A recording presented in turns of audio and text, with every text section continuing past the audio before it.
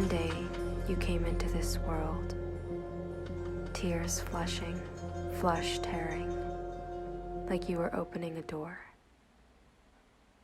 One pocket scarring, scar pocketing day, you came into this dawn echoing, echo dawning world, like you were opening a red staining, stain reddening door.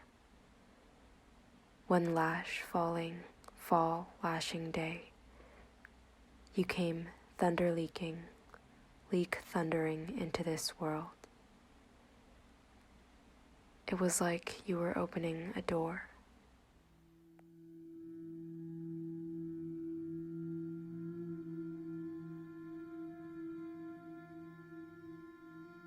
She dreamed her dream since she was 5 years old. She held her hope to become an actress close to her heart for years of growing up out of fear of being mocked to envision a possibility so big in such a small town. She read book after book, watched film after film to observe and learn.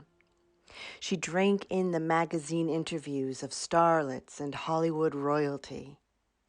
She longed and wished and played out scenes in her bedroom, door closed so no one would know she regularly escaped her own life to imagine another.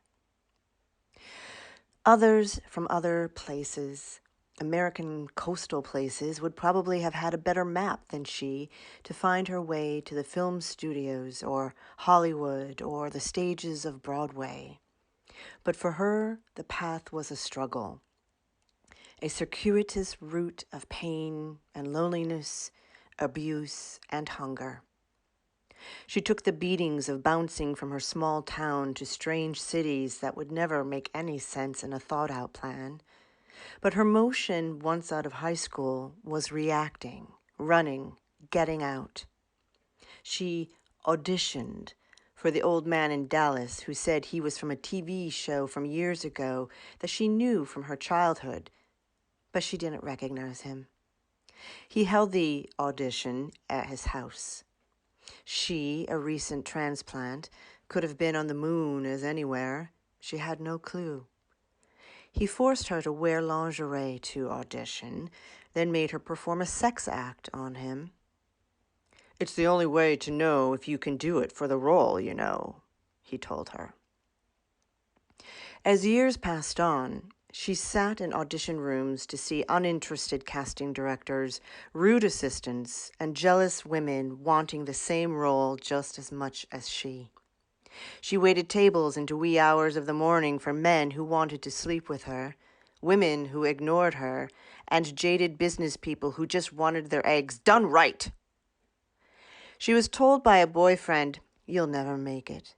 You're no good." Was grabbed up her skirt on the street as she passed a group of young men, struggled to pay rent every single month, didn't get to fly home for important family celebrations because she never had the funds. She attended her classes as if in a fever. She walked the streets drinking in the mysterious and bizarre and pathetic human behavior. She wrote in her journal. She exercised. For body image, for perfection was mandatory in this industry, whatever perfection was. And she kept on dreaming the dream that wasn't leaving her, though it was certainly morphing in its purpose and meaning.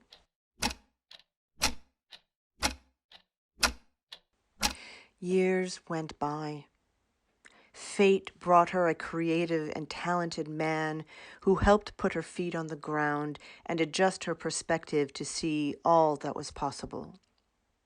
They had a baby boy who made the thrust of the missing work for the dream quiet, as if waiting in a dark closet in an unused room of her house. Her passion, her commitment, her tireless work and efforts, and yes, her talent, was rebirthed for her one day when she was cast in a play. She was Lady Macbeth, a role she absorbed and became so fully it was hard to shake after the nightly curtain call.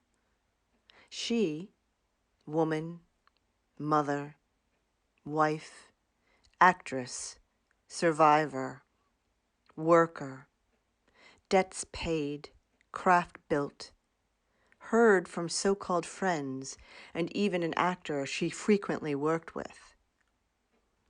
This is what they had to say about her. Who does she think she is?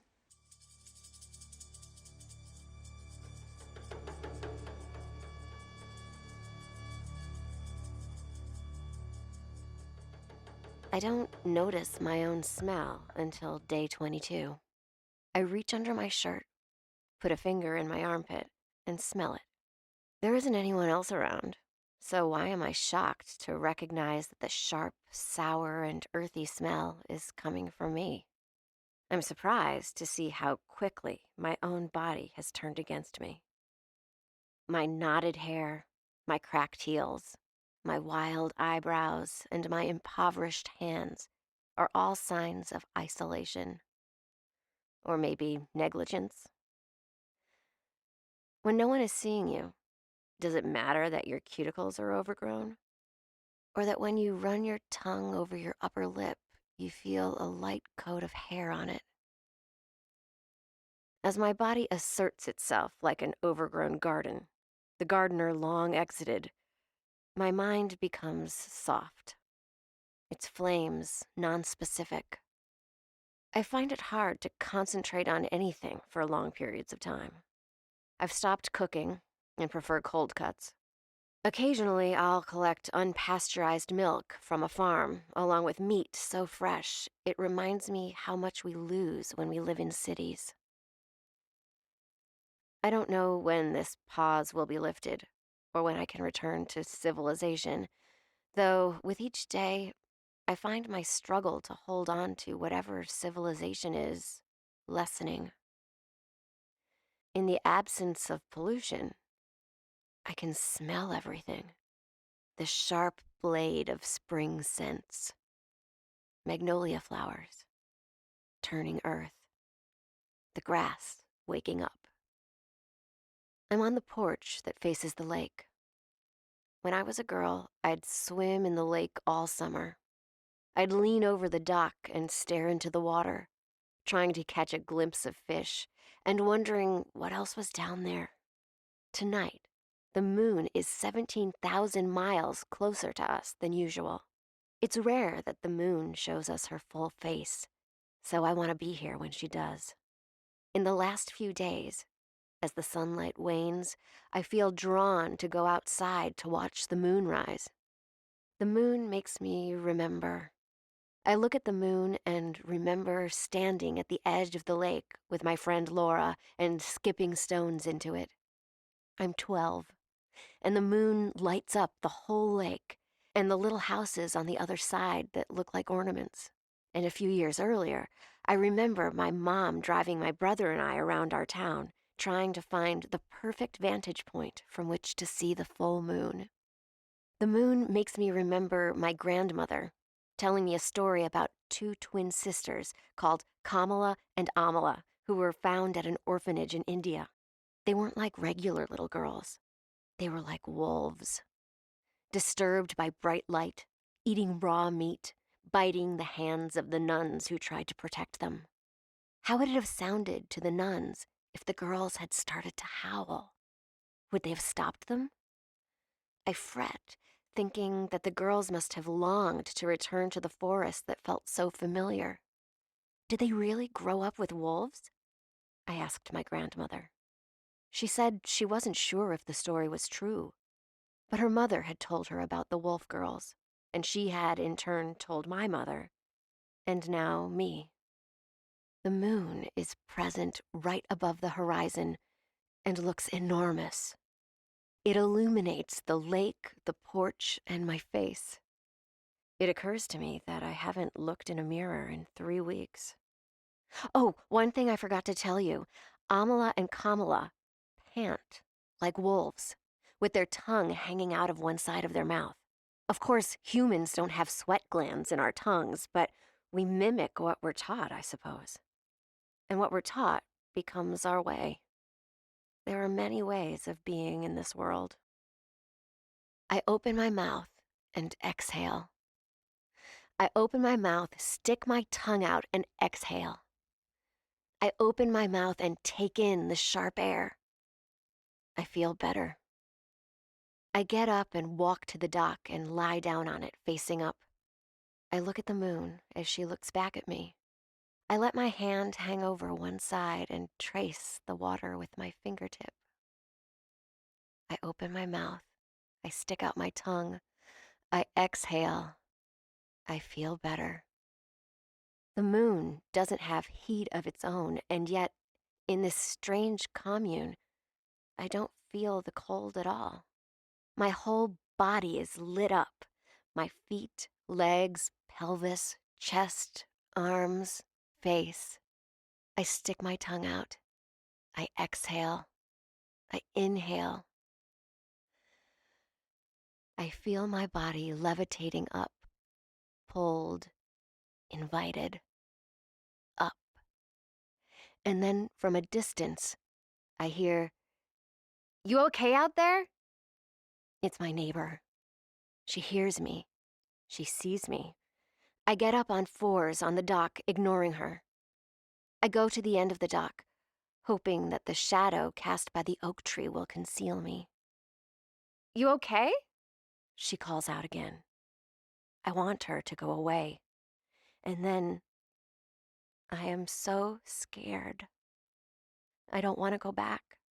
I don't want to go into the house. I don't want to brush my teeth and change into my pajamas. I don't want to text anyone back. I don't want to do any work. I want to be here on the dock with my moon, forever, remembering. A sound comes out from the back of my throat that I don't recognize, and another one a little louder. I try to suppress it and say, "Okay." The neighbor turns and goes back inside. The screen door closes with a bang. I race on all fours back to the end of the dock, but the moon has lifted in those few moments and light is no longer there. I look at my reflection in the water, at my long nose, my ears, my eyes, and my teeth. And I remember what it was like before this life happened.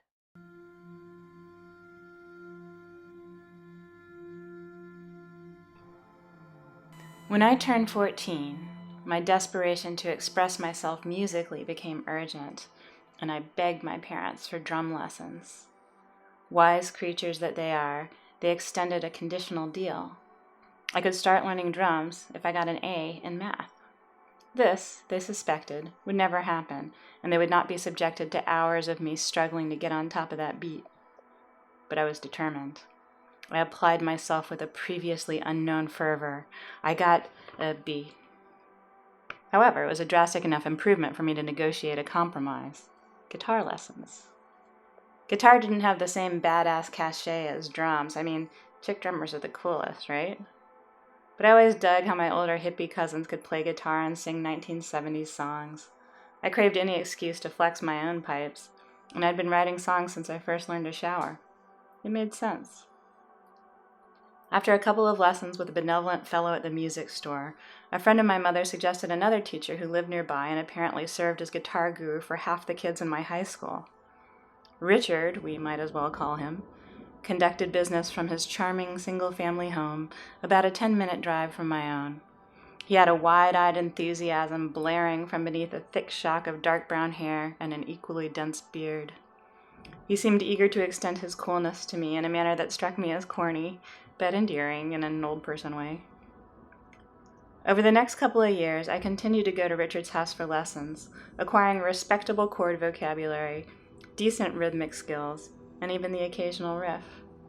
He would try to enlighten me to the circle of fifths, a particular mission of his, and eventually expanded his attic space into a classroom where he held group classes co-led by his brother, packed with teens dreaming rock dreams. He even invited us to his 32nd birthday party. Partying with grown-ups was always kind of a kick. It felt like breaking the rules. My recent accomplishments, a driver's license and a 1972 Celica, made it easy for me to feel independent, rather adult. I had an ongoing deal with my folks that if I'd had too much to drink and could spend the night where I was, I would. It was 1986, and this was a realistic and not uncommon concession to safety. I drank a great many beers and smoked some weed in the kitchen with a bunch of 30-somethings. It was a grand old time. Eventually, the bunch drifted away, and it was just me and Richard.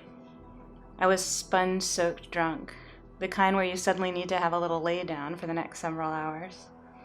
I curled up on his couch, completely contented, under a throw, and started drifting blissfully away.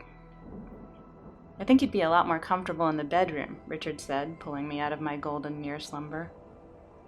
"I'm perfectly fine, thank you," I managed. "This is great." He pressed. "You don't want to sleep out here. Come on. You'll sleep better in a real bed." I didn't want to move. I tried telling him that, but he wouldn't stop yammering at me about my comfort, and I just wanted to sleep, so I acquiesced, pulled the throw around me, and followed him. He had a double bed with a small upholstered bench at the foot. I curled up on the bench and hid under the throw.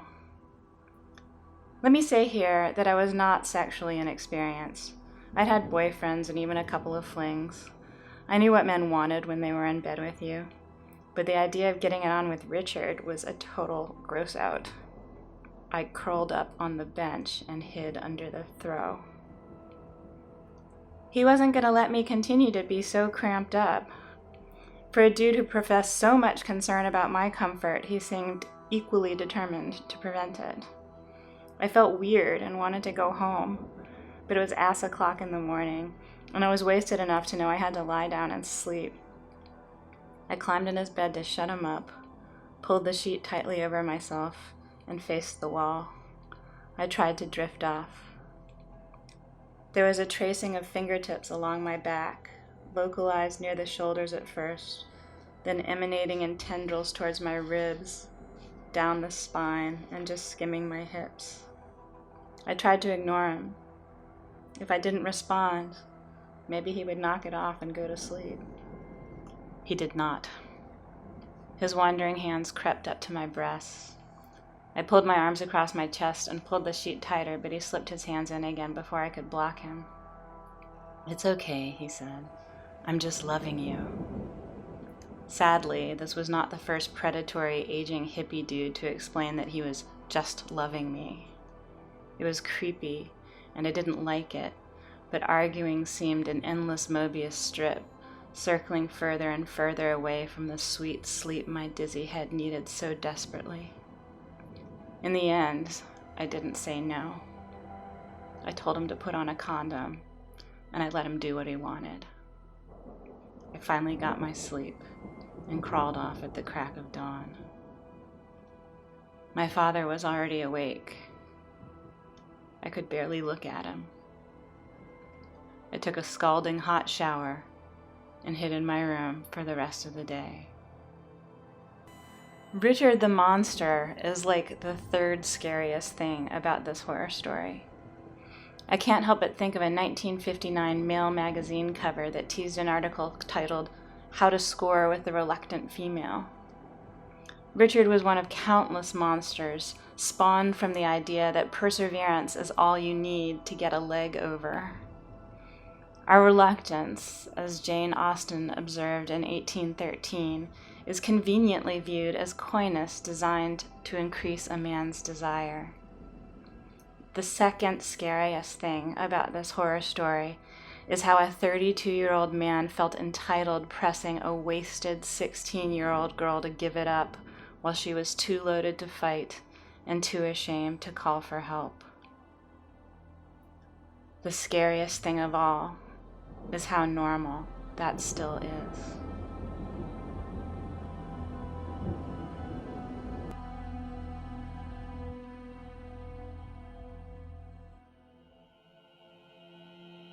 She went to his house that sat in the next town over, the big town where her family would grocery shop, go to church and the doctor. His was a sorry-looking, deflated house in a poor section of town. He was recently back from a stint in the Marines, a question hanging in the air around his discharge, never discussed. One time she stopped by to chat on the house stoop with him, and there was an adorable puppy that she took great delight in. He had a small bag of kibble nearby where the dog's food dish sat empty. The hungry puppy pounced on the bag and started pawing at it. She reached in to pull a couple pieces of kibble out to give the happy pup, but he stopped her, saying, "Don't do that. I keep her hungry so she'll listen to me and understand I hold the power." Despite the dark comments that seemed too easily to trip out of his mouth, he had a shiny attitude to himself, like a youth freshly released from school heading towards summer break. He had a gait that resonated as carefree, a way about him that felt like if you jumped in his car with him, he'd most surely be taking you to a party. He was tall, blonde, lanky. He might have been good-looking if he didn't have that gauntness, that rarely bathed appearance of childhood neglect to him that was commonly seen among people, young and old, in this part of town. She held no judgment, though, for she was about to graduate high school and felt on the cusp of the world. She wanted to drink it all in, expand her experience beyond her small town where only 500 souls lived, day in and day out, without much variance to be seen from one family to another. She knew there was so much to this world, so many exciting places to see, people to meet. She followed him upstairs into his room, the only place they could find quiet to be together with his little siblings running about in the summer sun. She was not in love, perhaps didn't even really like him all that much. She didn't know yet, though perhaps deep down she did know. But her young, unfettered desire to meet new people, hold interesting conversations, and to sate her fiery curiosity was an engine that never seemed able to stop. He raped her, face down on his twin bed, neatly made military style, as the afternoon sun shone through the small square window. He gripped her hands tightly by the wrists behind her back. Her repeated calls of no were soft, for she didn't feel she really had any right at all to call the shots anyway. When he was done, she pulled up her panties, pulled down her dress, and walked out the bedroom door. Her breath was caught painfully in her chest as she felt her way down the dark, narrow stairway, through the kitchen, and past his anemic-looking father, who sat smoking a cigarette in the corner chair. "You should have known better," was all he said. I can hear the thudding steps coming into the room as I lick the blood from my lip. I shrink further back into my hiding place, pitch dark and small and damp. I hold my breath as the steps slow and stop. I can hear breathing and almost smell the sweat coming off his body. That stench of beer and cigarettes and earth that I know and hate too well. I know he's looking for me, and I know that he will find me eventually. All I can hope is that it will be on my terms.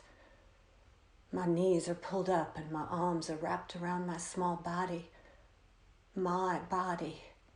This is what I am fighting for. Will die defending. My body. It is mine. Mine to control and to love and to cherish. I gently stroke my arms and feel the small soft hairs, the long scar from way back when, my scratchy elbows, and then hug my shoulders. I am breathing so shallow that there is no sound, no noise to betray me to him. I don't think he is clever enough to find me here, but he has surprised me before I knew how to hide and be silent and hold my fear at bay. I can stay here as long as I need, as long as he waits for me to make a sound that will lead him to me. I am trying desperately not to make that sound. I would be impressed by his patience if I didn't hate him so much. I put my finger to my lips and feel the blood that is there. I think about his face, especially that mouth, lips full and chapped, white teeth, and such a smile, everyone says. Or they used to say, maybe still do. It's been ages since I've been in town or anywhere for that matter. I try to remember when was the last time I stopped in Luke's ice cream store or saw Jenny. My aunt used to come by all the time after Mama died, but I can't think when did I last feel her arms around me or smell her perfume. Things are getting jumbled in my head, and did he move? Is he still out there, waiting like a brown recluse spider to grab me and wrap me in its slow death? I hear the sound of the rocking chair, slow back and forth. The one Mama used to get me to sleep when my nightmares woke me up. I miss her so bad. If she was here, then I would not be afraid in this dark, damp place. I would not be feeling like I'm about to explode. No, it's not the chair. A branch, I think, scratching against the window. Oh, Mama, I want you so bad. I know you could make it stop. But she just comes to my dreams now. I'm so happy to see her, but I can't ever get close enough to touch her. Sometimes she talks to me and tells me things I need to know about my daddy and how to save myself from his grabby hands and suffocating mouth. I know she has told me something that I need to remember now for this moment. I feel tears start from wanting so badly to remember. I know it was important. I bite my lip and taste the blood that comes. The blood. It's something about the blood, about what happened when my blood came and I was afraid and no one to help me understand. What did you tell me, Mama? What was it that was supposed to save me? Mama, help me. Oh, please, Mama. The blood. Why is there blood in my mouth? I slowly move my tongue around my teeth. Yes, child. Yes. Remember what I told you. What will save you. Then I feel it. Then the other one. I feel my remembering coming on. Hear my Mama tell me what to do when he comes for me again. My body. This is my body, and not for you, Daddy. I whisper to myself, loud enough so he can hear me. Come on, Daddy. Come and find me now. Now that I remember. Thank you, Mama. Thank you. I can't wait to sink these teeth into his neck and make him feel the fear for once.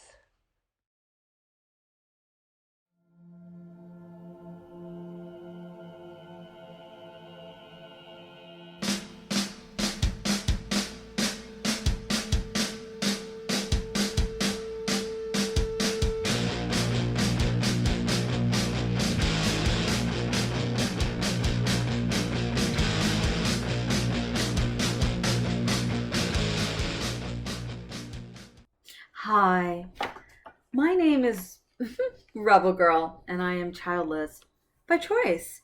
The Hester Prynne of my time. You see, whenever I'm asked if I have children and I say no, the follow-up question is inevitably, why not? When I'm in a snarky mood, my favorite answer is we have a cat. Otherwise, I'll be honest and say that we don't want children. Then scorned, shamed, shunned. As a young woman brought up post-bra burning, post-women's right movement, post-I am woman, hear me roar, choice was instilled in me. I have the choice to live my dreams. I have the choice to go to college. I have the choice to begin a career or 2 or 3. I have the choice to reach beyond the limits of the glass ceiling. So why is it that people who empathize with my choice to have an abortion are also the same people who treat me like a pariah because I don't have the desire to be a mommy? It's like pro-lifers who are pro-death penalty. I don't get it. I do get this, though. I know me. I am a 30-something egotistical, hypocritical, petty ex-party girl who has known since the age of 14 that she didn't want to be a mommy. And my grandmother said to me that if I didn't want to be a mother, that was okay. There was nothing wrong with being a career woman. So At 14, I knew that I was going to college, getting a bachelor's, then a master's, and eventually a PhD. I knew I was going to be in the arts in some form. So far, I have accomplished 4 of the 5. I want to do theater for the rest of my life, and I want a Tony. I don't want a child. You know, people have the right to say what they want, but it's how you say it, especially when you know me. So, wait for it. Here are the top 10 things said to me where I just have to laugh at the vitriolic hurtfulness or stupidity of it all. Ready? Number 10. At some point, you need to put somebody else first. 9. I remember when I used to say that. You'll change your mind. Number 8. It's time for your parents to be grandparents. 7. It is okay to adopt if you can't conceive. 6. Who's going to take care of you when you are old? 5. Don't wait. There's never a right time to have children. Just do it. 4. Oh, I understand now. You had an abortion. 3. Aren't you curious to see how you and your husband's children will look like? 2. But it's the single greatest experience that you could ever go through. Really? And my favorite, number 1, kitchen table, family gathered around, Christmas Day. As someone who has had great difficulty conceiving and then finally having a child, I can't wrap my head around you not wanting to bring a life into this world. Okay.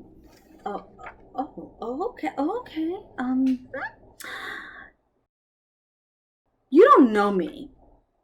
You don't know if I'm barren, if I have a genetic disease, was advised by my doctor not to have children, if I've been going through in vitro fertilization for years and it hasn't happened yet. Just had a miscarriage or 2, have sex issues because I was raped, had a hysterectomy, don't have a maternal instinct, the father is sterile, had a terrible childhood. I mean, you don't know. And though I am being gracious when you ask me, what I really, really, really want to say to you is, fuck you, eat shit, and die, because you just made me feel like a worthless piece of shit and less of a woman. Why? Because I don't live up to your standards? I don't want to be a mother. My husband doesn't want to be a father. We don't want to be parents. We like our gypsy lifestyle. My mother-in-law said to me, I didn't bring my boys into this world to make me a grandmother. And I wasn't brought into this world to be a mother.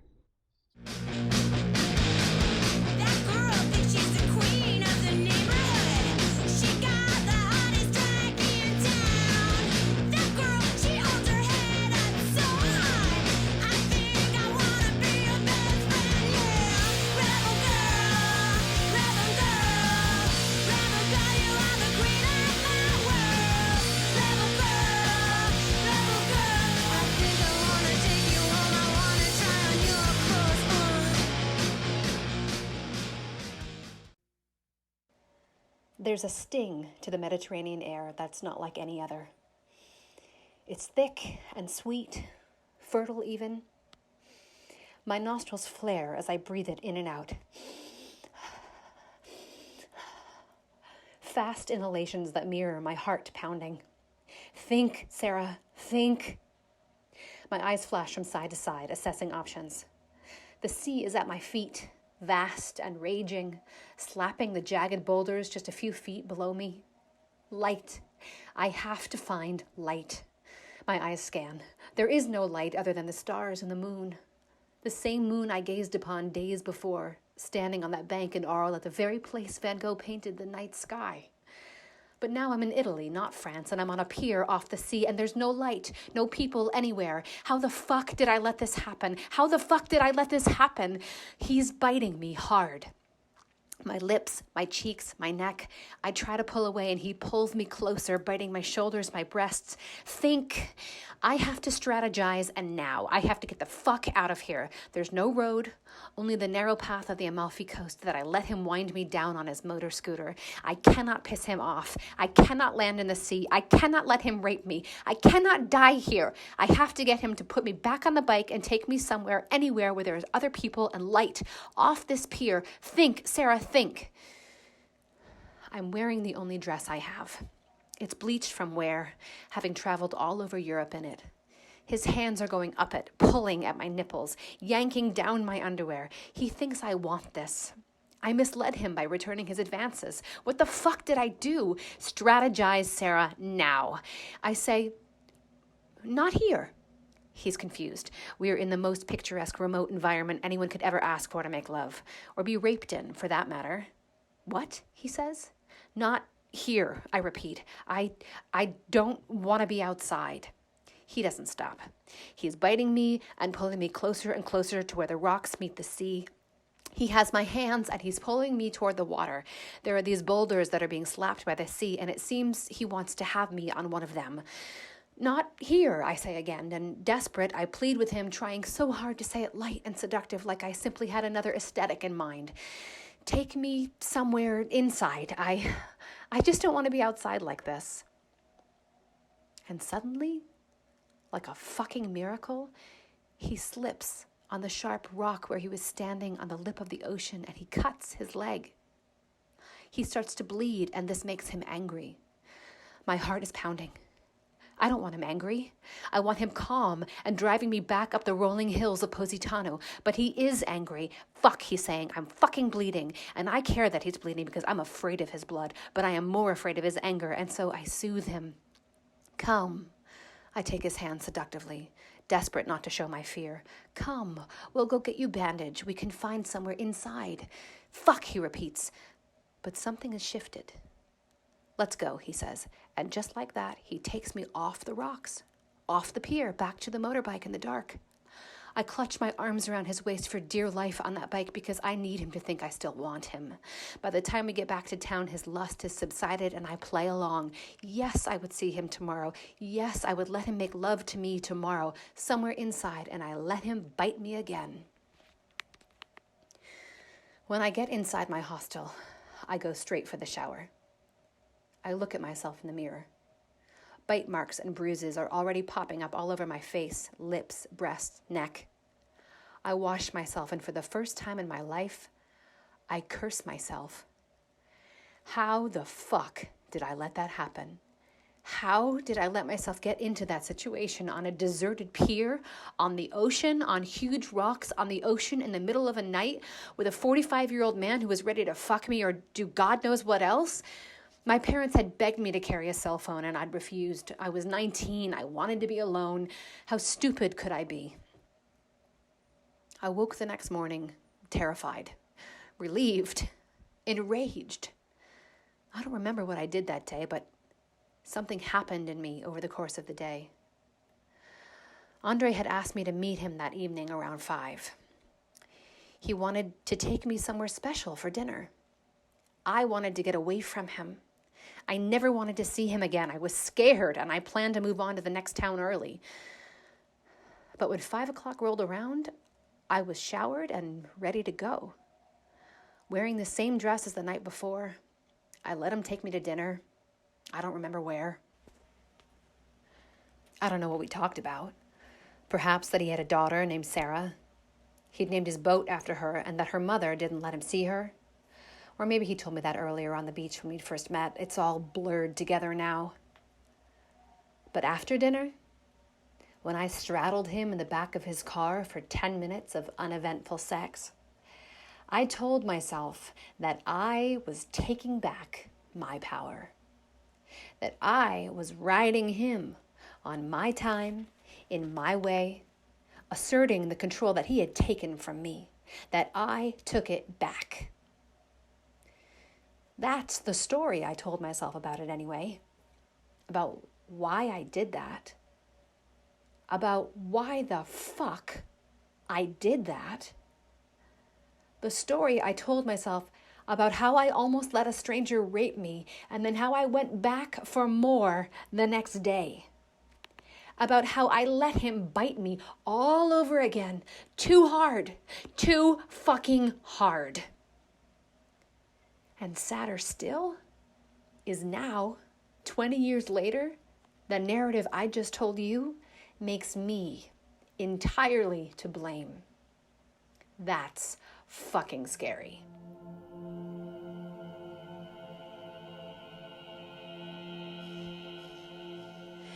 My back upper tooth partially cracked off at some point in the last 2 years. I was barely aware it even happened. Probably swallowed whatever bit broke off. Only recently it started to give me some trouble. Cold drinks and air crossing over teeth caused a sharp sting of deep pain. I regularly avoided chewing anything on that side at all. Being without health insurance, let alone dental insurance, going to deal with an issue like this is something I always have to leave until the last possible minute when the pain is no longer bearable. The pain soon became unbearable. So off I went to a dentist who I'd seen at some point several years ago for a small fishbone that slipped its way into my gums. He says the good news is there's no decay, but there was an old filling in that tooth that now seems to have a crack and a bit of a nerve showing. He does what at the moment he feels is the best situation, but regrettably turns out to birth a week of dark, torturous hell. That almost $700 I spent in the dentist office essentially closed up and compacted that exposed nerve along with a growing infection. The nauseating pain that set in a mere few hours after this filling was shooting lightning throughout my entire jaw, a circling rage of fire all around my bottom teeth and shoving up like a spike into my temple, my neck, and by the next day, my shoulders. The anger of this infection was unrelenting and reduced me to daily sobbing.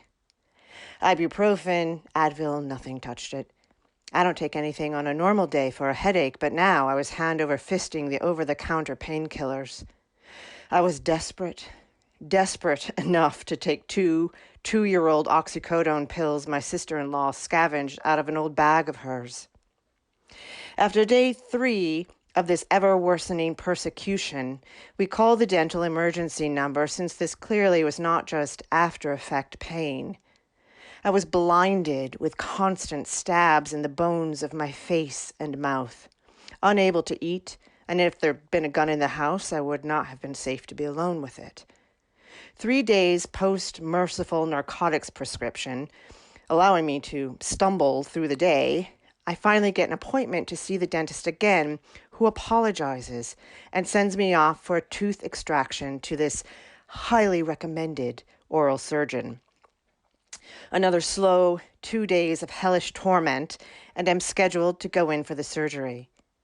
My husband had to travel off-site to a meeting and couldn't drive me in. Thankfully, my in-laws were in town and kindly took up the caregiving of getting me to the appointment. I am now over a week into the debilitating suffering. I am worn down, utterly broken mentally, struggling to speak. My jaw, according to my father-in-law, a retired dentist, was in trismus, a locking, tightening reaction due to the situation in my mouth. I was, at this point, speaking through clenched teeth, shoulders riding ever higher up alongside my ears, and endless headache on top of the brutal oral misery. I get signed in by 2 desk clerks in clinical smocks.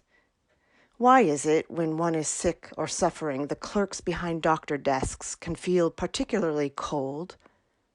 One is a woman who does appear to have a rare modicum of empathy, however. It turns out she had a tooth extraction herself just a couple weeks prior. She gives me some expectations, some advice, and comforting eye contact. I go through the door to the treatment rooms, get 2 quick x-rays, make my way to the chair the attending nurse disinterestingly points me towards.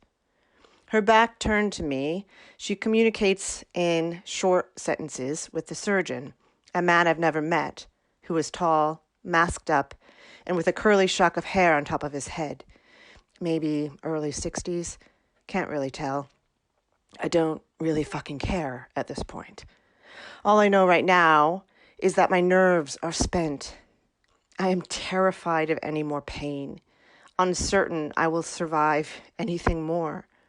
Look, I'm no wuss. I went through 30 hours of slow labor, drug-free, to birth my son. Loved it. I am strong. But I do have a certain sensitivity in my mouth that will openly attest to. Do whatever you want, Doc, down in my nether regions. I just beg you not to touch my mouth. The doctor moves quickly, seems at first nice enough, then pops up out of nowhere like a total ass when he snaps at one of his front desk clerks for what, it seems, is hardly deserving of such a response. He continues to, here and there, touch my shoulder while saying condescending things. Oh, I get it. He's one of those guys who says one thing, does another, does one thing, says another, sending mixed messages in order to control the situation, to perhaps unnerve the person in the chair enough to get them to not be so reactive, because they don't entirely understand what's happening. He wants to get the job done quickly and with as little bother for him as possible, for who has the time? It's been years of this for him, and clearly he needs a change. I am tilted so far back in the dental chair, it reminds me of one of those carnival rides where you're strapped into a cage that tumbles you around in circles. He asks me my age and tells me I have beautiful skin. When he steps back into the room after speaking to another patient, he flicks my hair and says brightly, oddly, "Pigtails." In my gut, this guy is not to be trusted in his methodology. Not a feeling one wants to get from their unknown oral surgeon while parked nearly upside down in his chair. He backs up this instinct by sticking me with a Novocaine with no fair word of warning, and backs all of that up even farther with only a cursory word about giving me some silly juice as he places a small rubbery mask over my face to fill me up with what I soon discovered to be laughing gas. I am immediately numb and dumb. My brain is mush and my mouth won't move. It feels like my eyes are rolling around in their sockets having a party. The juice hit me hard and fast. Next, Dr. Mengele says, "So, are you sure you want an extraction? Or do you want to go the way of a root canal?" He speaks this so casually, as if I were seated in a chair across from him at a consultation instead of laid almost horizontal, too incapacitated to even say my one-syllable name, let alone make a decision about a surgical change of plans. My mind races. What is happening here? I'm confused. My stomach turns. I answer with something along the lines of, "What is the difference?" In my ears, I sound like a pig giving its final breath over to death somewhere out in a lonely field in rural Alabama. He speaks in medical detail the difference between the two surgeries. But having been told by my dentist that I was definitely coming in for an extraction and there would be no promise, should I get a root canal, that it would even work, so I would potentially need the extraction anyways. At least that was the plan we put in for with this surgeon. Despite my addled brains and frozen mouth, deep inside, my head trembling, struggling to keep up, I am deeply scared, like a child scared. But also, thankfully, there's a red hot spot inside me, growing in anger. Why did he drug me up before discussing this with me? Why would he present a change of surgery if my dentist had already told him what the planned procedure was? Normally in such a state, I would just say, whatever you think is best. But my anger came through for me, and I mumbled through spittle, "I want to have my first law." I'm not sure how they understood me, maybe years of practice, but he got the gist. "Oh, is he a dentist?" he asks snarkily. I reply, "Yes." The nurse goes out of her way to get me my phone, which is charging in the other room. I fumble through blinking eyes to text, "Can Jay please come and help me?" My father-in-law was really good at his job, and I trust him inherently to make this call for me. In comes Jay, and the two doctors make casual chit-chat, maybe a couple of sentences about what's up with me, and Jay says, yes, give her an extraction. And then they change alma maters, drop some names, laugh about a few people they know in common, and by the time my father-in-law turns to go, these guys seem like best friends. The doctor was charmed. The doctor then turns to me. I'm feeling ready to cry, shaking with chills and frightened that I've no inner protection left to bring me through whatever is yet to come. He attempts to put his large hands in my mouth, but my jaw is shut, tight, gesturing as if to say, hell no, get the fuck away. He manages to get his long gloved fingers wiggled in, but needs his entire fist in there in order to reach the offending tooth. He suddenly explodes angrily at me. Open your mouth! I can't, I hiss. Yes, you can! And he shoves his fist in with such force, it sends my jaw into a reactive fit that felt sure to crack my jaw hinge. My head jerks back in an automatic attempt to try and flee, and my hands flail up into the air, knocking the silver tray of tools crashing. This angers him ever more, it seems, and he snaps at me to keep my hands down. My one sympathetic friend from the front desk comes in, squats down by my feet and legs and begins to massage and stroke them. My feet and toes are dancing wildly in my shoes. I'm trying so hard to focus elsewhere, to relax my poor muscles, my mind, so tight and protective and exhausted after so many days whipped into fight mode.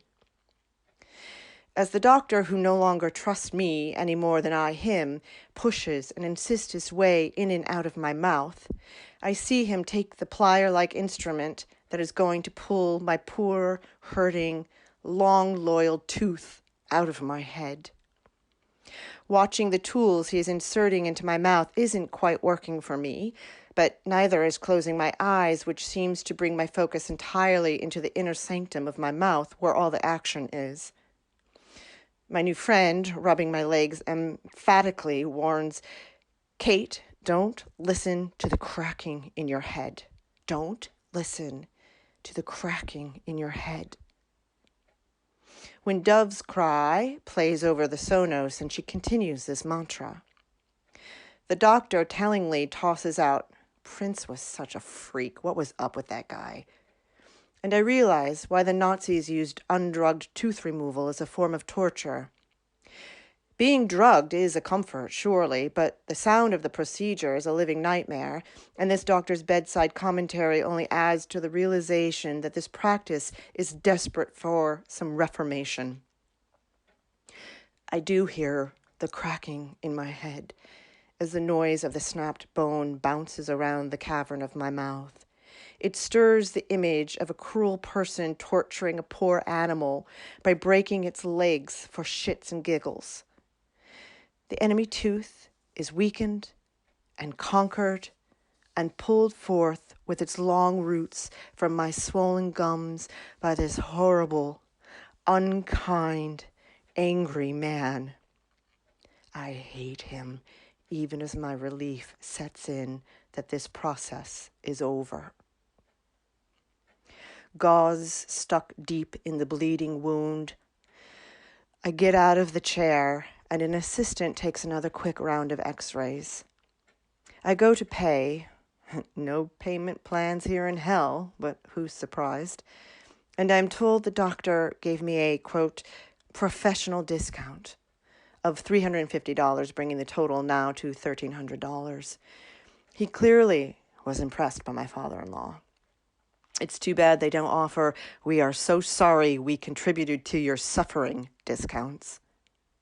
I leave dazed and feeling traumatized. It is traumatizing, this type of human suffering.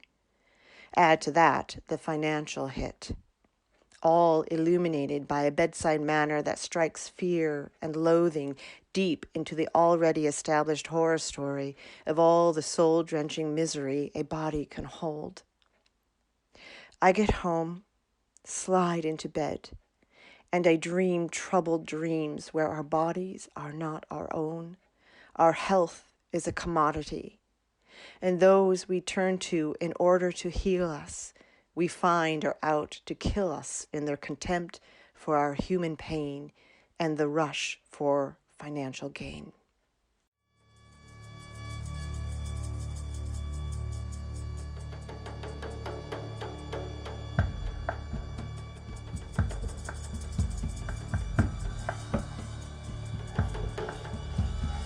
I've watched too many horror movies in my life to end up in a house in the woods. Yet, here I am. You know those movies. The family or person in the wrong place at the wrong time. An accidental encounter with the homicidal maniac who, once the obsession ignites, stalks and watches and waits for the moment to turn your life into a bloodbath. Those movies, they rerun in my mind, unbidden and unwelcome. The images making my heart race. Turn on a few more lights and check that the doors are locked. An overactive imagination is both the blessing and the curse. My neighbors are out only in the summer, an occasional holiday weekend perhaps, so their windows remain dark during the long winter months.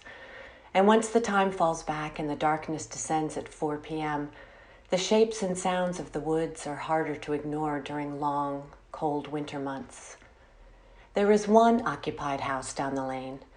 The neighbors around whom rumors swirl and the multiple cameras on their driveway are cause for some discomfort.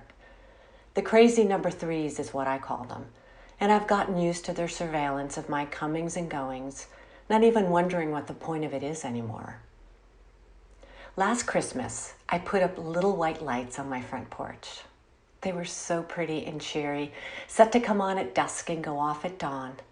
They wrapped around the columns and across the front deck floor, adding some warm, festive feeling to my home. I don't know why they made me so happy. The first thing to see coming up the driveway at night. They reminded me of Christmases past, family together, the smell of a fresh-cut pine tree waiting to be decorated on Christmas Eve, my mom in the kitchen crafting succulent meals, and my dad building cozy fireplace moments. The lights made me so happy that I decided to keep them up. Why not? No one around to judge my extended holiday decorations. They would remain up until I chose otherwise. One night, after I turned off the front yard light before bed and began to walk upstairs, I stopped in my tracks. Something was unsettling me. I turned back around and saw that my sparkly white lights were off. No, not off. Gone. I stood there for a moment, the way you do when your brain is trying to make sense of something right in front of you that doesn't make sense. The lights were there last night, still on when I turned off the yard light. Tonight, not there. I opened the door to go outside, walked onto the porch and looked around. Did the deer pull them down? But there was no sign that lights had ever been there in the first place. Not a bulb or a staple or a piece of stray wire anywhere. Whoever, whatever took them down, did it methodically and with great care and silently. I stood there in kind of a trance until the cold brought me back. Where are they? Images rushed into my head. A man from number 3 dressed in camouflage with night vision goggles, slowly, deliberately walking across my lawn to my offensive lights and taking them down one by one, gently prying the staples off one by one to release the strings, making sure nothing was left behind. Is it a trophy? A punishment? A warning that he could easily get into my house and dismantle my peace of mind? What the fuck is going on here? It's just lights. Why am I so upset? I am upset because someone came onto my porch in the dead of night and did this. I am alone out here and someone has done this. My heart is racing and I'm sure that he is watching my reaction. and is happy that he has thrown me off and destroyed something beautiful in my life. What will he want to destroy next?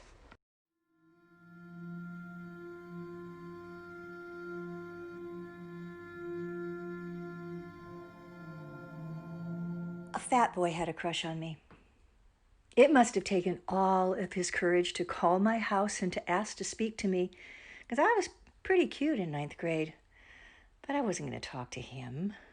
So my mom told me to go stand on the patio, and I almost always obeyed her. She then told the fat boy that I wasn't in the house right now. It was the truth. In general, my mother always told the truth. I mean, she might have to make it up from time to time, but in general.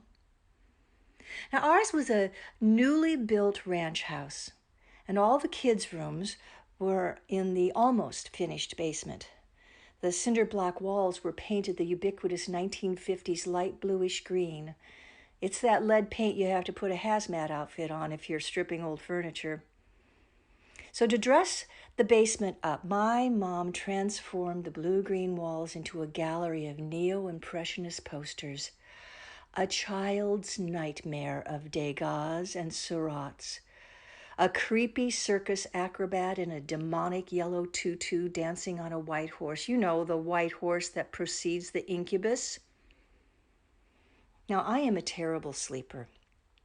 I have never slept through the night, and while I lay in bed every night around 3:30, I ultimately give in and get up and go to the bathroom. At the age of 4, it's 3:30. I get up to do reconnaissance, to leave the girls' bedroom.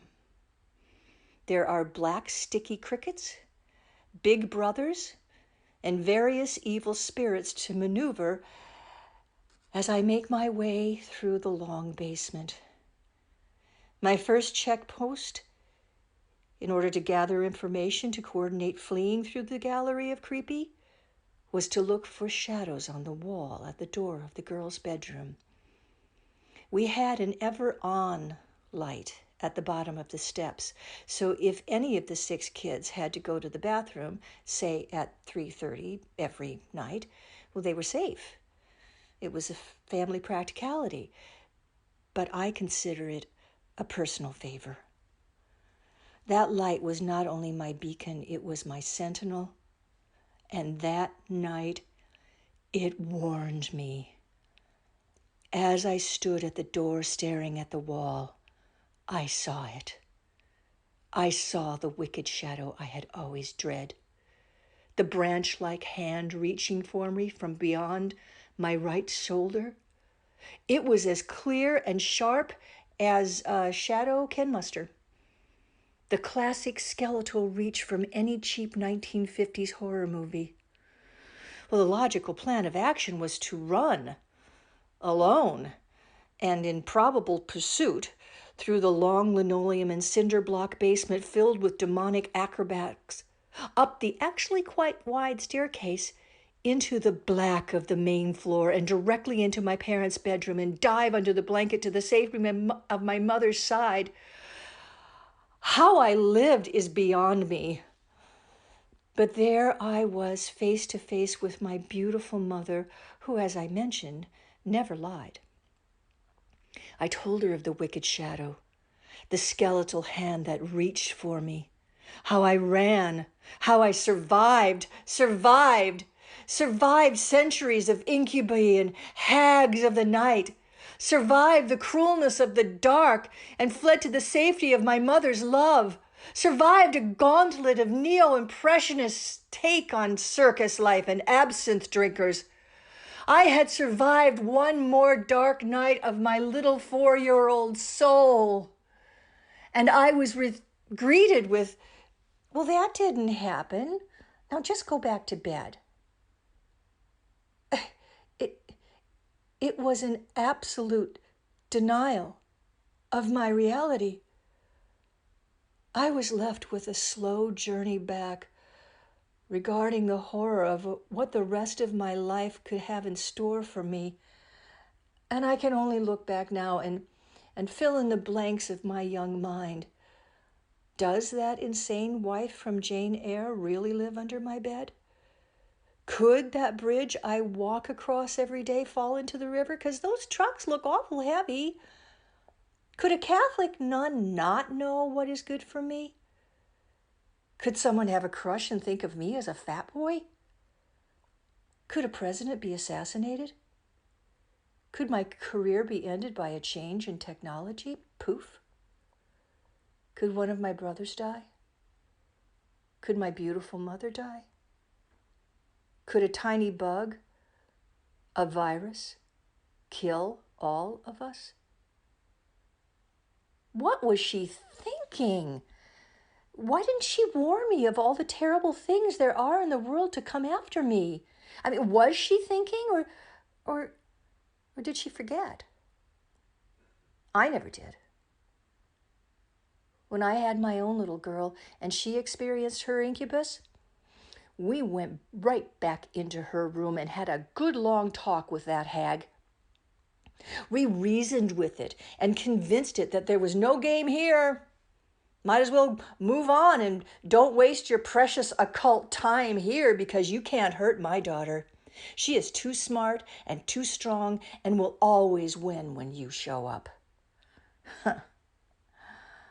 Well, whether you're an incubus or a fat boy who somehow becomes a president, you must be told the truth and kindly be asked to go away. Now, I'll never know if my beautiful mother knew that or she just had too many children to tuck in and warn.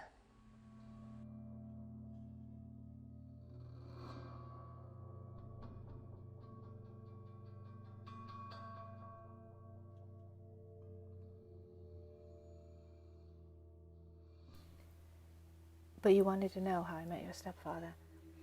I don't really remember how we got talking. It was one night, maybe a month after their deaths. Professor Strauss took kindness on me and let me stay in the basement of his house, even though it was a little damp and not good for a pregnant woman to breathe in. And that's probably why you have respiratory problems to this day.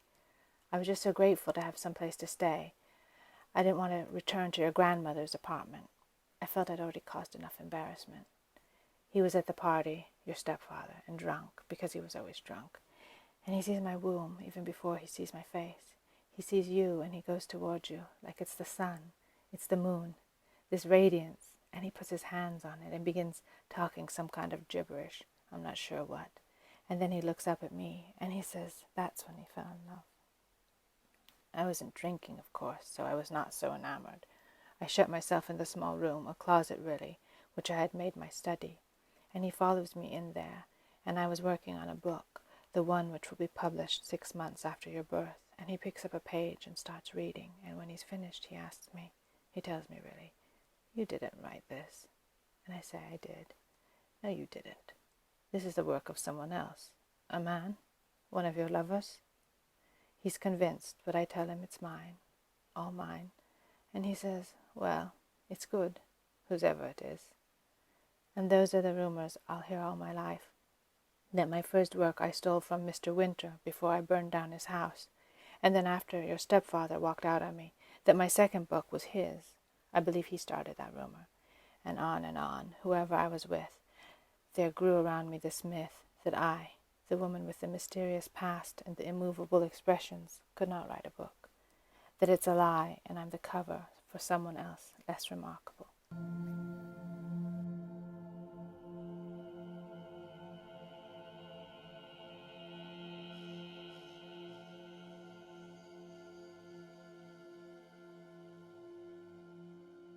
This was an honest account of my first time. I'd been seeing the guy in question, let's call him Eddie, for a couple months, and this was our 5th date. Eddie liked to plan surprises for our dates, so I had no idea where we were supposed to be meeting or what we would be doing. He waited until I was ready to leave to send me the address, which ended up being his apartment building. When I arrived, he assured me I would love the surprise he'd planned. Apparently, Eddie took a massage class at one point in his life and was therefore the best at massages. This was my special treat. Eddie getting to touch my body without asking if that was something I wanted, but it felt ridiculous to point that out. What he was offering was nice. Right? I went into Eddie's room, lay on the bed, and took off my shoes and tights. He got out massage oil and indicated I should take my dress off. I did as I was told and lay there, shivering. I kept my undergarments on, but his use of oil was so copious I eventually had to remove my bra so it wouldn't get destroyed. The massage immediately turned sexual. That nagging voice in the back of my head was getting louder, but I quickly shut her up. He's touching you in a way that feels good. You should want that. At some point during this happy ending style massage, it hit me that I would be having sex that night. It felt predetermined, out of my control. He took my underwear off and I didn't stop him. It was about time anyways. He had me turn over, went down on me, and I came. I was embarrassed. The sexual massage I didn't want had aroused me. And I was ashamed of my embarrassment, of feeling like a boundary had been crossed, considering it did feel good. I went down on Eddie as he deftly pulled out a condom from his bedside table. He didn't ask if I wanted to have sex. He just pushed his way inside me. A moment that turned into minutes of effort. I explained away the difficulty he had entering me as, "It's been a while, and I'm really tight." Eddie told me that was good. Better than if you just had sex yesterday and were really loose. I'd spent a lot of time imagining what penetration would be like. Afraid of the pain I would experience when something so big would be forced into something so small. I thought my fears were silly, misguided, and yet it hurt so much more than I had imagined. But it's just the first thrust that's painful. He's inside now. It can only get better from here. I didn't tell Eddie I was a virgin. Why? Because the man I had cared about the most in my life ghosted me after he found out I hadn't had sex. Years later, I wrote a film about that relationship that a friend I'd been hooking up with, let's call him Rob, had asked to read. I told Rob I felt nervous sharing it with him, but sent it anyways. A few weeks after Rob read the film, we were in bed together. I felt ready to have sex that night. Not because I loved Rob, but because I knew him well and trusted him. I even had a condom ready and waiting for the occasion. But now that Rob had read my autobiographical film, I could sense his terror that I was still a virgin. When I tried to reassure him by saying, "That film was 3 years ago," he started thrusting multiple fingers inside me, asking, "Are you sure? Because it doesn't feel like that." I suppressed the urge to scream, smiled, and answered, "I'm sure," as he probed my body like it was a cadaver. I suppose I lied to Rob and Eddie because I was tired of being abandoned, and even though I didn't like Eddie that much, I couldn't go through the trauma of being discarded like I was broken again. Plus, if I got it over with now, I'd be less of a liability for the next person I did care about. I've been told by therapists in the past that it was okay not to disclose my virginity if I didn't want to, that the guy wasn't owed an explanation. I thought he would come soon, that the pain would stop. Just get through it, and the pain will stop. We went through 5 condoms. Because my body was smarter than my head, it rejected him. Spat him out repeatedly. I didn't even realize what was happening. What that meant. When I went to pee halfway through and crimson blood filled the basin, I considered myself lucky Eddie hadn't noticed blood on the condoms. After I came back, Eddie gave me an acting challenge to pretend this was my last time having sex with the person I loved and to let them know how good it felt. But I couldn't pretend this felt good. I could barely pretend it wasn't agonizing. We tried switching positions, and when we finally found one that felt okay, he abandoned it because the pace was too slow for him. Whenever Eddie's penis would leave my body to put on yet another condom, I would take the break as an opportunity to try to get him to come without re-entering me. Give him a blowjob, jerk him off, anything that would give my body the break it was screaming for. I hoped he'd notice these nonverbal cues, But at one point, on condom number 3 or 4, Eddie said he was determined to make this work. I felt ashamed this wasn't working. I desperately wanted my body to conform, to be like everybody else. My knowledge of sex had always been, it's over when the guy comes. It's only the first thrust that hurts. So why does it feel like I'm being stabbed with a knife? When he finally asked me, after our 6-position switch, does this feel better? The answer spewed out of me like blood. No, and it's not going to. He replied, okay, I'm just gonna finish then. Then Eddie started fucking me hard, like I'd seen in movies. This thing women cinematically beg for that felt like a nail being repeatedly hammered into me. I told him this wasn't feeling good for me, but he used my body knowing it was causing me pain, and now I really couldn't hide that pain. I guess the grimace on my face during this fucking period was too much to bear because Eddie eventually pulled out of me. I sucked him off, the scent of him mixed with coconut oil nauseating me because I wanted this night to end without my vagina having to go through more. Eddie thrust his balls in my face, instructing that I suck them. He choked me multiple times without asking. When he finally did orgasm, he jerked himself off all over my chest. Said he'd been wanting to do that for a while. It was degrading, but I barely cared. How disgusting I felt. My breasts caked in his cum. Felt like complaining about a cut on your thigh when your arm has just been broken. I immediately sought refuge in the bathroom, taking my dress with me, cleaned myself up, peed another river of blood into the toilet. It was so different to menstrual blood. When I wiped myself, the color of the blood, the way it came out, it was the way you bleed when you've been cut badly. I looked at myself in the mirror. The grease from the oil soaking my hair, my makeup smudged everywhere. As I fixed my face, I thought, okay, you've had sex now. I didn't think what just happened was bad because I had consented. I had never told Eddie to stop. He didn't know how much agony I had been in.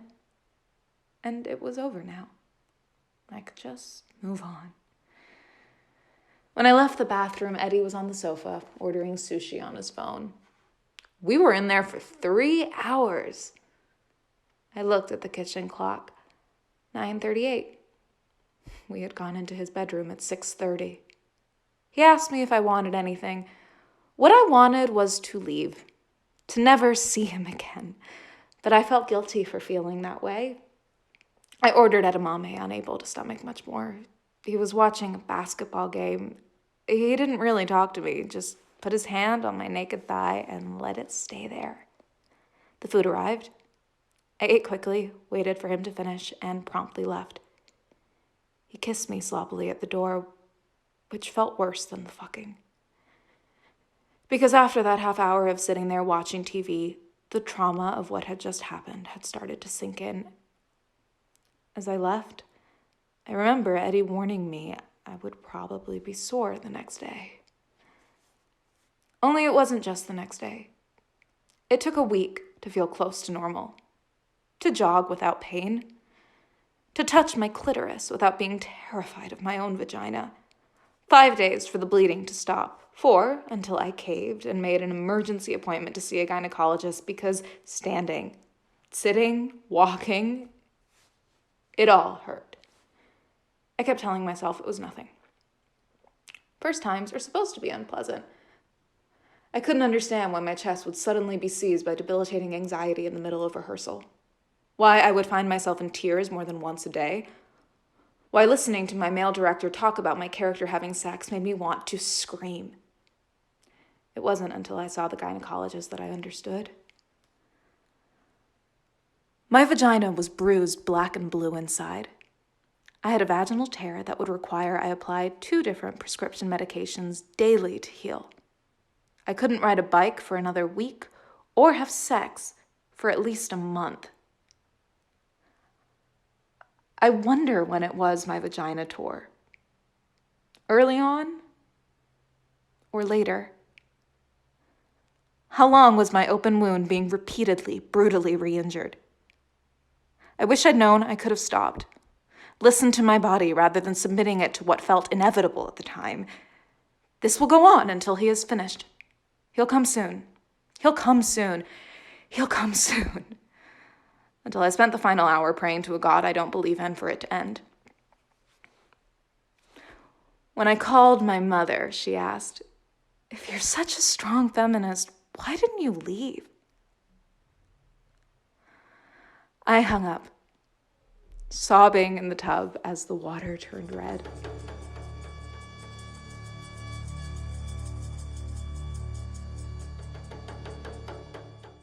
Hi, my name is Lucy Boyle, and this is a story from my overprivileged childhood. A story with an 8-year-old's glimpse of a monster whose full monstrosity would only reveal itself many years after I had grown up. So when I was a child, I went to the same school as Ivanka Trump. She was a year below me, but we also attended the same ballet school at Lincoln Center and were in the same class there. So I have spent time with one of the Trumps and some Russians. It just was in the late 80s, and they were formidable ballet teachers who had fled communism to join George Balanchine in New York instead of Putin's minions. Anyway, at that age, Ivanka was a sweet girl, always smiling, and she and her Eastern European nanny would sometimes give me rides home from ballet in her chauffeured car, which was very nice. That year, she invited me to her birthday party at the Plaza, conveniently owned by her father at the time. My best friend was good friends with her, and she and I got dressed up in our best Laura Ashley party dresses and got to ride through Manhattan to the Plaza in the back of her father's vintage Mercedes convertible with the top down and the wind blowing through our headbanded hair, which felt like the coolest thing to ever happen to me. Going through the revolving doors with the Plaza PP logo on them, walking into the opulent lobby made famous by Eloise at the Plaza, my very favorite children's book, seemed unspeakably glamorous to my 8-year-old's eyes. When we got to the ballroom where the party was, however, there was soon, to me, something that dimmed the excitement of the place, that cast a Sure, both of Ivanka's brothers were there, but it is Donnie, I remember, only Donnie, ambling up to the buffet table with dead eyes and taking one of absolutely everything on that buffet table. A burger, pizza, fries, fried chicken, just truly a disgusting platter burdened with trans fats that I remember staring at in horror at the time, knowing it would have made my little 8-year-old tummy ache for a week. It wasn't just the food, it was the apathy with which he consumed it, stuffing it in his maw for no reason other than its being there. It wasn't like kids excitedly saying, "Wow, a buffet with all my favorite foods, awesome." It was joyless shoving in the face by a child. Seeing the rest of her family at that party, it was clear Ivanka's smiliness was in part to compensate for their dour auteur. I don't remember them singing happy birthday or the cake or party favors. The only other thing I remember, and it is indelibly etched on my brain, is something I saw on the dance floor. A kids' party DJ of the 80s played hits like The Locomotion by Kylie Minogue and Everybody Walk the Dinosaur, and fun party hats and kazoos and things were passed around. I remember having fun dancing with my little friends and then turning and witnessing a sight that not only in hindsight, but even then, even as a child, struck me with perhaps not horror, but with deep unease.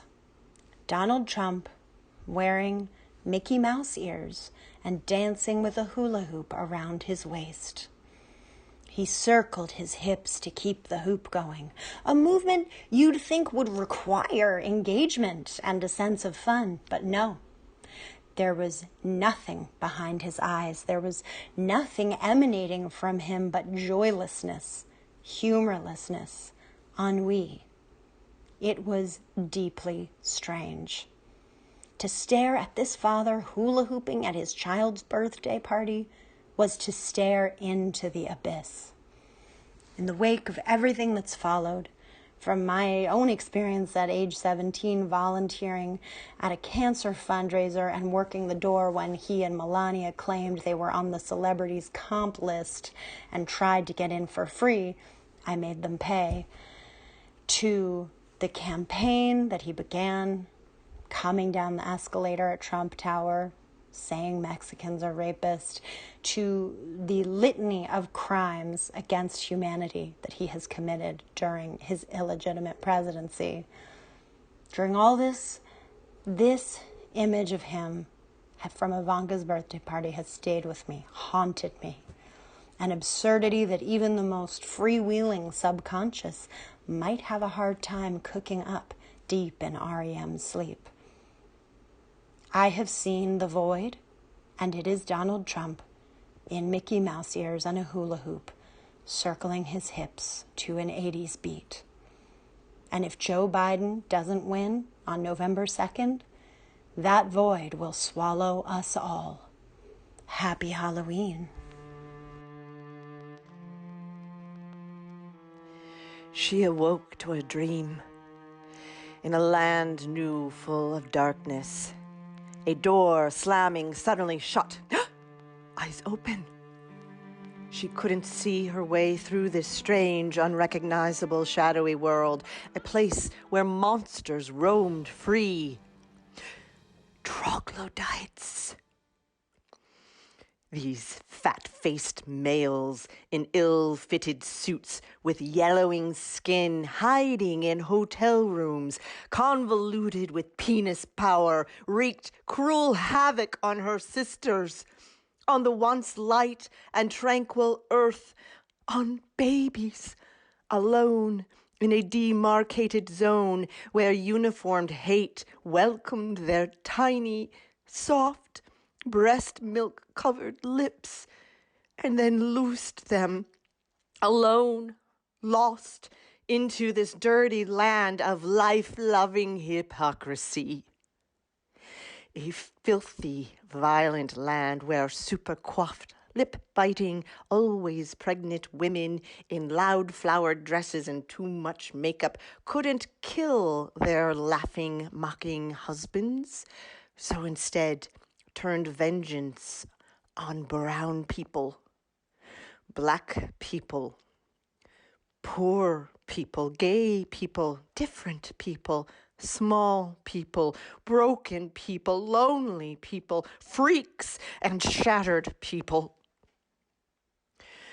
So the male troglodytes with the penis power were able to continue their practice, emboldened by sauced-up, repressed women and their self-anointed king of the troglodytes, who stood fist raised, dancing in squatting repetition upon the piles of bodies and souls and pain and money in a show of righteous religiosity. When you say you love Jesus, they'll let you do anything. This walking wasteland where a woman's physical sovereignty ran a terror campaign against the troglodytes, who, in their awful fear and discombobulated rage and wild-eyed revenge, killed women and children and slaughtered beating hearts in their own streets. And they could. The law of this land, protected by other thick-blooded troglodytes in black robes, sitting high above, gavel weaponized in hand, made sure that black man, that brown baby, that woman, that Muslim, that queer would never stand between them and their heavenly, cold, hard cash architecture for this land. Oh, they had bigly plans to execute. Smelling the danger, watching the blood so casually spilled and the armed zombie idiots roaming the streets with red eyes and puffed up slogans, deceit dripping from their poisoned spittle. She wanted no part of this. So she pulled a voice of eternity out from her deep belly, beyond the reach of her great-grandmother's past even, and she sang out her resistance until the potent, prolonged ringing blessed the entire earth. Then she lay down on the thirsty, burned grass, shut her weary eyes, and disappeared.